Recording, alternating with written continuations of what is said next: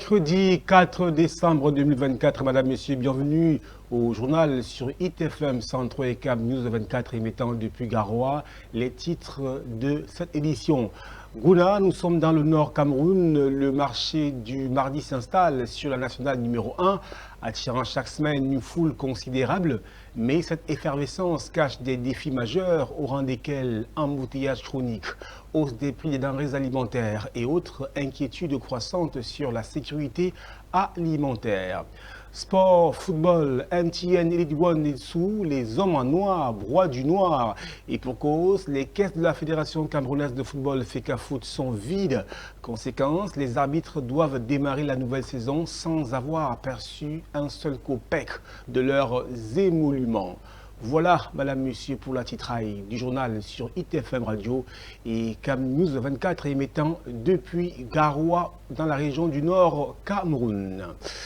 Tragédie à Gouna, la ville est en émoi après l'assassinat de Fadimatou, mère de 2 jeunes enfants. En réponse, des manifestations éclatent pour exiger justice et sécurité face à une montée inquiétante des enlèvements. Boubacar Adama. Dans la nuit du dimanche 1er décembre 2024, la paisible ville de Gouna a été le théâtre d'un acte de barbarie insoutenable. La nommée Fadimatou, une femme d'une trentaine d'années, a été assassinée dans les conditions atroces, égorgée comme une chèvre, laissant derrière elle 2 jeunes enfants, un garçon de 3 ans et un nourrisson de 18 mois. Ce crime révoltant a plongé la communauté dans un profond chagrin et une colère sourde. La scène s'est déroulée au domicile de Sa Majesté le Ardo de Zera, Yerima Issa. Les cris de désespoir résonnent encore dans les ruelles de Gouna, tandis que les habitants tentent de comprendre l'horreur qui s'est abattue sur eux. Fadimatou n'était pas seulement une mère, elle était l'espoir d'un avenir meilleur pour ses enfants. Aujourd'hui, cet espoir a été brutalement anéanti. Le climat d'insécurité qui règne à Gouna n'est pas nouveau. Moins de 48 heures avant ce drame, la ville avait déjà été le théâtre d'une manifestation publique. Les habitants en colère et désespérés réclamaient justice après l'enlèvement tragique de 2 enfants. Les familles des otages avaient réussi à capturer les ravisseurs et les avait conduits à la brigade de Gouna, où 3 d'entre eux vont s'évader dans la nature. Les tensions étaient palpables alors que la nationale numéro 1 était bloquée pendant 24 heures. Par une foule en colère, la chefferie et la brigade de Gouna ont subi des attaques, des pierres étant lancées sur leur toit, causant des dommages matériels considérables. La situation est devenue ingérable jusqu'à l'arrivée des forces de maintien de l'ordre. Les appels à une sécurité renforcée résonnent avec insistance dans cette localité située sur l'axe Garoua-Ngaoundéri. La population crie sa détresse face à un système qui semble défaillant face à l'horreur quotidienne qu'ils subissent. Ce drame soulève des questions cruciales sur la sécurité dans notre société.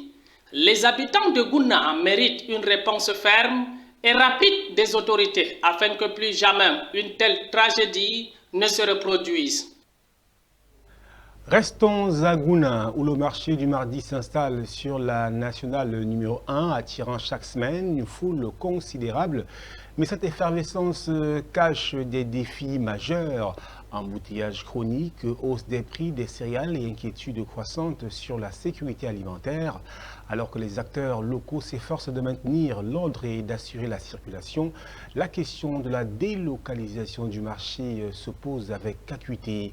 Découvrons cette dynamique complexe qui façonne la vie des habitants de Gouna avec notre guide Boubacar Adama, une fois de plus. Bienvenue à Gouna, une localité emblématique de l'arrondissement de Lagdo où chaque mardi, la vie s'éveille au rythme vibrant du marché. Mardi 26 novembre 2024, nous sommes témoins d'un phénomène qui perdure depuis des décennies. Le marché se tient sur la nationale numéro 1, artère vitale reliant Garoua à Ngaoundéri. À mesure que les heures passent, l'affluence grandissante nécessite l'intervention des forces de défense et des membres de la FADA du Lamido de Gouna. Ces acteurs essentiels se battent pour maintenir un semblant d'ordre dans cette marée humaine. Les chauffeurs, quant à eux, doivent faire preuve de patience, parfois bloqués plus d'1 heure à 2 heures dans les embouteillages causés par l'attractivité irrésistible du marché. Mais derrière cette effervescence se profile une inquiétude croissante. Le prix des céréales connaît une flambée alarmante. La population redoute une rareté imminente des denrées alimentaires, notamment celle du maïs, dont les prix ont grimpé en flèche malgré l'arrivée des nouvelles récoltes. Cette situation soulève des interrogations cruciales sur la sécurité alimentaire dans l'arrondissement de Lagdou. Face à cette réalité préoccupante, il devient impératif de réévaluer l'emplacement du marché. La délocalisation pourrait s'avérer être une solution salvatrice pour désengorger la nationale numéro 1 et faciliter la circulation des véhicules. Gouna ne peut se permettre d'ignorer ces signaux d'alerte. La voix des citoyens doit être entendue et leurs besoins pris en compte. Ensemble, nous pourrons bâtir un avenir où le marché demeure un lieu d'échange et de prospérité pour tous. De la culture à présent, direction l'Ouest Cameroun, département du Noun précisément. Ici, le grand centre artisanal de Fumban n'attire plus les touristes. Les artisans sur place se tournent ou alors se rongent les pouces au quotidien à cause de la rareté de la clientèle. Notre correspondant Zobel Apollinaire y a fait un tour. Voici son reportage. Le grand centre artisanal de Fumban, Diwom, ne fait plus courir. Pas l'ombre d'un seul visiteur rencontré sur les lieux à notre passage ici. Les artisans sur place attendent désespérément la manne qui viendra du ciel. Et cela fait bien longtemps que la situation dure. On avait des visiteurs, mais depuis la venue de Boko Haram, les anglophones, actuellement on n'a plus de touristes. Ça fait un certain moment, on n'a plus jamais eu de touristes blancs ici. En l'absence des touristes expatriés qui faisaient prospérer l'activité, les artisans sont désormais contraints de compter sur leurs frères du terroir. Disons, ce sont les nationaux. Donc, s'il n'y avait pas nos frères, on ne saurait plus vivre dans la... Actuellement, pour tout vous dire, ça ne va pas. On n'a pas de touristes, on n'a pas de visiteurs. Nous vivons comme ça, entre les frères. Le mois de décembre semble être celui de tous les espoirs, avec le festival Ngouane en cours et les fêtes de fin d'année qui approchent à grands pas. C'est un peu là. Oui. Bon, les jours de la fête comme ça, parfois la fin d'année, les gens qui viennent, les notables, ils viennent prendre ça, ils regardent, ils achètent pour aller donner le cadeau, faire le cadeau avec les choses que vous voyez là. Oui. Donc à partir de décembre, janvier, donc on est en train d'espérer dans le mois-ci, le mois de décembre jusqu'à janvier, février. L'activité artisanale se meurt pratiquement à Fumban, au point où même le musée des arts et traditions Bamoun, logé dans la même enseigne et qui faisait courir de nombreux visiteurs, a fermé ses portes depuis quelque temps. Parlons de toute autre chose à présent, de sport, football, rebondissement sur l'adoption des statuts et textes de la Fédération camerounaise de football. Dans une récente sortie, l'actuel président de Étoile filante de Garoua et par ailleurs membre influent de l'ACFAC, l'association des clubs de football amateur du Cameroun, Abdourahmane Baba, met en garde Samuel Eto'o et les membres de l'Assemblée générale. Les travaux d'adoption de textes initiés à Bankomo et Yaoundé n'ont pas d'effet tant que la tutelle ne les a pas validés, autant pour nous. Ali Dida et Michel Atiba. Les récentes modifications des statuts de la FECAFOOT lors de l'Assemblée générale tenue le 16 novembre à Bankomo préoccupent certains acteurs clés du football camerounais. L'un d'eux n'est autre que Abdourahmane Amadou Baba, le président du club Étoile filante de Garoua et membre influent de l'association des clubs de football amateur du Cameroun, en abrégé ACFAC. Dans une sortie sur sa page Facebook, Abdourahmane parle de la loi portant organisation et promotion des activités physiques et sportives. Pour lui, les nouveaux statuts, modifiés et publiés par la fédération, ne peuvent entrer en vigueur que s'ils sont soumis à un contrôle de conformité du ministère en charge des sports, ainsi aussi bien lors de leur adoption que de leur modification. En un mot et selon le président de l'Étoile filante de Garoua, il revient clairement au ministère des Sports de vérifier si les changements apportés au statut de la fédération le 16 novembre sont conformes aux lois et règlements en vigueur au Cameroun. En conséquence, ce sont les statuts de la FECAFOOT adoptés le 10 octobre 2023 qui restent en vigueur et opposables aux acteurs du football camerounais, conclut-il. Mais les explications de Abdourahmane, qui ont pourtant pour fondement la loi, ne trouvent pas écho favorable par tous. Illustration avec cette haute sortie de Jean Crépin-Niamsi, allié et défenseur de l'actuel président de la FECAFOOT, qui parle de déception. Le président de Ebdinkam, dans sa sortie à Abdourahmane Amadou Baba, fait aussi mention de l'indépendance de la Fédération camerounaise de football. Nous vous le disions en titre, c'est inédit. Les arbitres de Ligue 1 Netsu vont entamer la nouvelle saison sans avoir aperçu leurs émoluments. En réunion cette semaine à Yaoundé, la Fédération camerounaise de football a informé les hommes en noir de ce que les caisses de la Fédération camerounaise de football sont vides et qu'ils doivent retrousser les manches.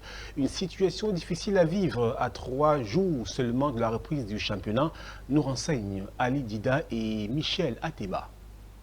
Ces ventes affamées et les poches vides que les arbitres d'Elite One et Elite 2 vont entamer cette nouvelle saison sportive.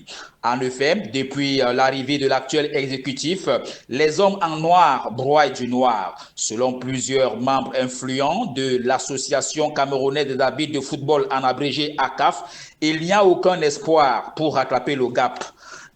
Cette saison encore, la FECAFOOT n'a aucun radis à leur donner en termes d'émoluments. En d'autres termes, pour la première journée, le 7 et le 8 décembre, les arbitres désignés vont se démerder comme ils peuvent.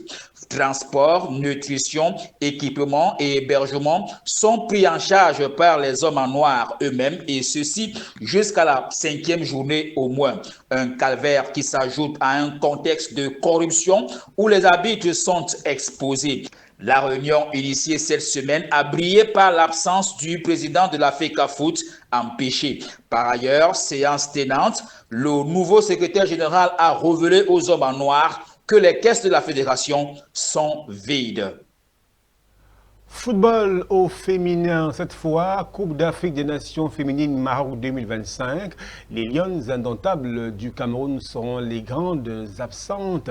Le tirage au sort de la 15e édition de cette compétition s'est déroulé au Maroc il y a quelques semaines et l'événement aura lieu du 5 au 26 juillet 2025.